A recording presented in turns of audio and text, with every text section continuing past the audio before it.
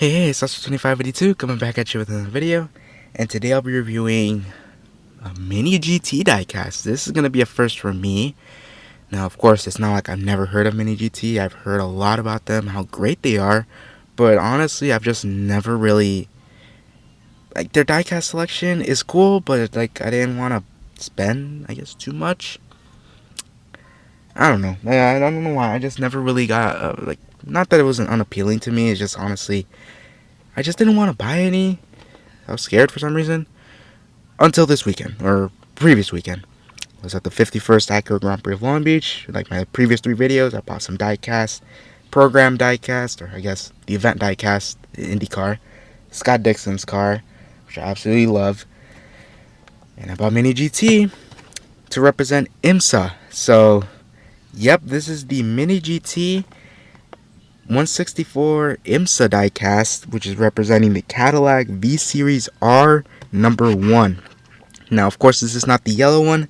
This is the pink version that ran at the, I believe, the 12 Hours of Sebring, or no, the Petit Le Mans. Excuse me there. It's raced at the Petit Le Mans in 2024. And, you know, it's kind of a star-studded lineup here, which also includes Scott Dixon. So it's kind of ironic that Scott Dixon also drove this car. But yeah, this is the packaging. Looks really cool. I got this at the IMSA 10th. That was at the Long Beach Grand Prix. And it was actually the last one, so because the rest of them were the Roxy cars, the pink Porsche, the AO Racing Porsche. They had a bunch of those. I was actually surprised because that one was, you know, a pretty popular car in the paddock area and such. But of course, I love this Cadillac and such. By TSM model scale miniatures with Mini GT. So I think it's just the series. It's called Mini GT, but the actual company is called TSM Models. Yeah, ages 14 plus, has the official hologram for TSM Models, GM, and the 24 Hours of Le Mans. None for IMSA, interestingly enough. Yeah, this cost me, what, $25, I think, which, you know, might seem a little high for a 164 car, but honestly, I was there. I just felt like it. I'll be honest. It looked cool because I love Cadillacs, but obviously there's another GTP car I love even more, which I'll talk about later. But yeah, I was like, why not? I better build up my IMSA collection now because I only really have one that's technically not even an IMSA car. Or it is, but it's not officially licensed, but whatever. We'll get into that in a little bit. So unfortunately, this packaging doesn't really look like you could reseal it and seal it back. So I think, unfortunately, we're going to have to destroy it to actually get to the diecast. But I guess it won't matter since I actually want to put in my favorites box more than likely. So let me cut the camera so I could cut the diecast out of its plastic prison, pretty much. Okay, after some cutting, unfortunately, like I said, destroying the packaging, which unfortunately you kind of have to do here, which it seems like you don't really have to, but at the same time you kind of have to, if that makes sense. You kind of have to cut the packaging just so you can get the little seal off, and you can kind of reseal it, but at the same time it won't stay sealed. Whatever. There is the absolutely amazing diecast out of its box. Like I said, I might keep maybe not the plastic thing, but maybe just like the little paper cardboard that's on the back, because it does look really nice. Just a Cadillac running a Daytona. Give it a little turntable there, zoom in and get the diecast out of here. Wow, this feels heavy. Oh my god, this is insanely heavy. Let's see, there we go. If it won't roll, there we go. And there is the Cadillac V-Series.R out of its box. My, you know, as of late, I've been buying a lot of diecast. I guess not even diecast. They look more like models that look so detailed, so realistic. Just like it's unbelievable that it looks like this amazing for a small 164 scale. And this is definitely not an exception here. You know, I love the Cadillac hypercar. Man, this thing really wants to roll a lot. That's a little surprising. I guess that's pretty good quality if it actually likes to roll a lot. Because, of course, there's models that, of course, don't like to roll or don't even roll at all, as that's about to fall. Yeah. Can I get a suggestion to put a grip on this thing? Because, honestly, it's kind of getting me tired. Because it works for some models, but not all. But whatever, we'll just put it on the floor here. But yeah, this is This is a just nice looking car. Can't say enough about the Cadillac, the sound, how it looks, everything. And of course, I got to see not this specific livery and such. I got to see the Cadillac in person at Long Beach for the IMSA race, of course. But it was now Andretti, I believe, the Andretti team that's running it. Yeah, it's a really cool car. Awesome. It has a great cult following with it. But of course, in my opinion, I love the Cadillac a lot.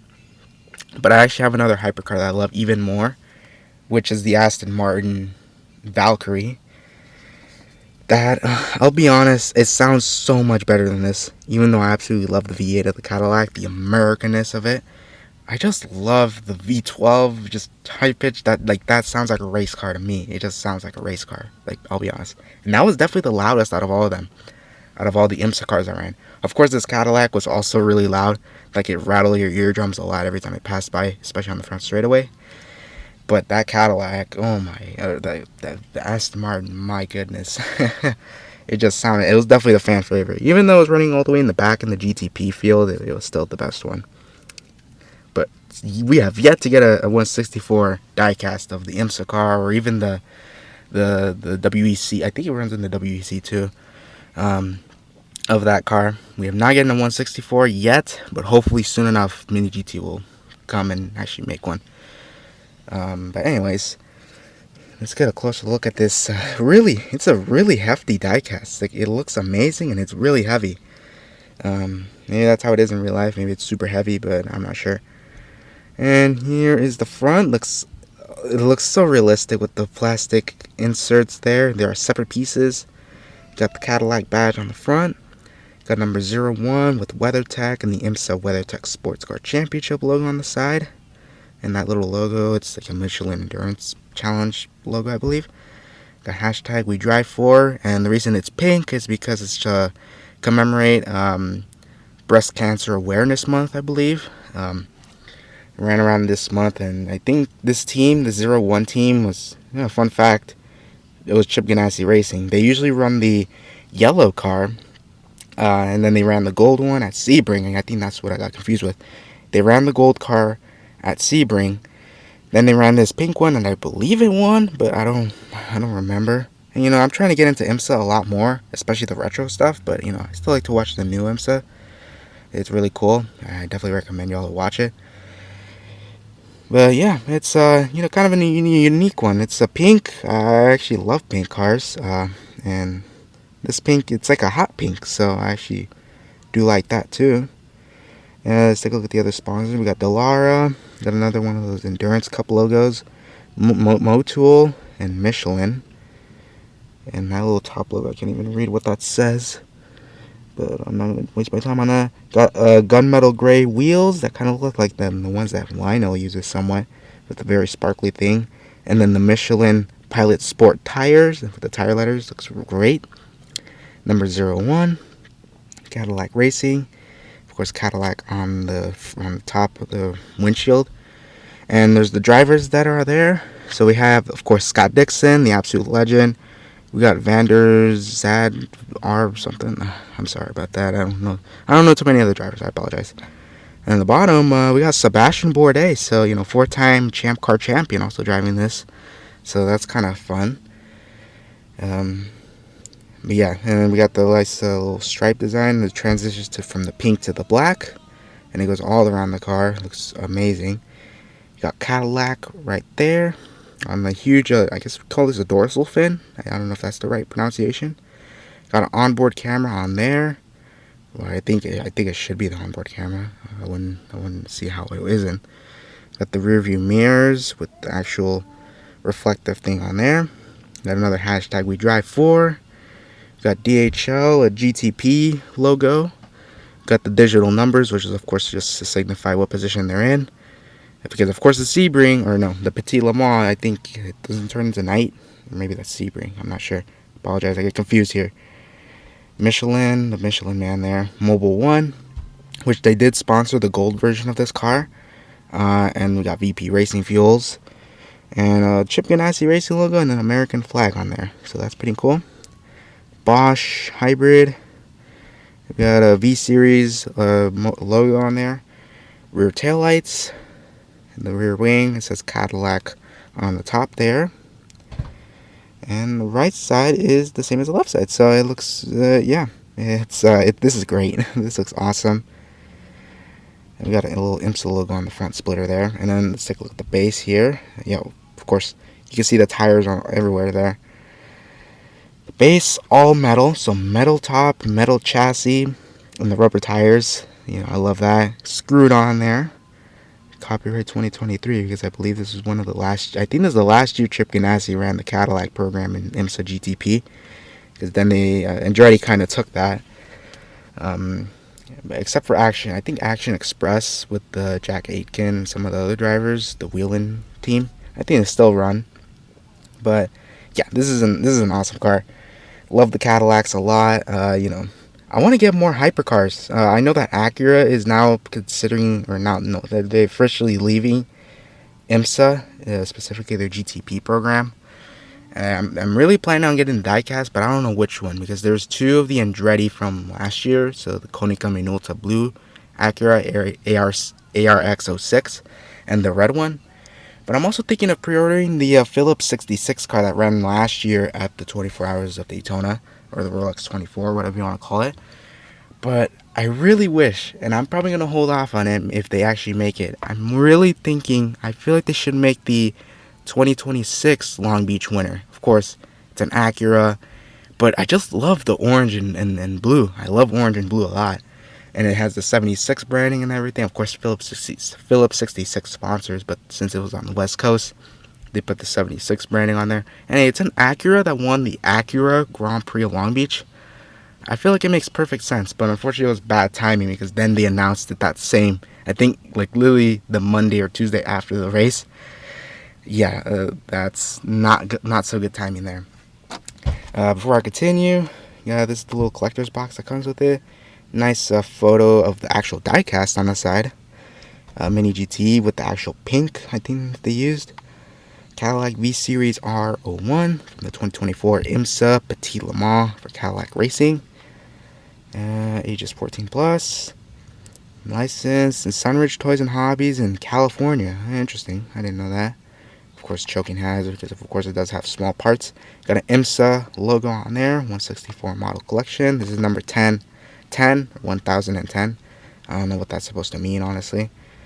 Mini GT and all the social media stuff. Mini GT on the side of the box. Nothing on the other flap, interestingly enough. And there's all the all the stickers and holograms and everything.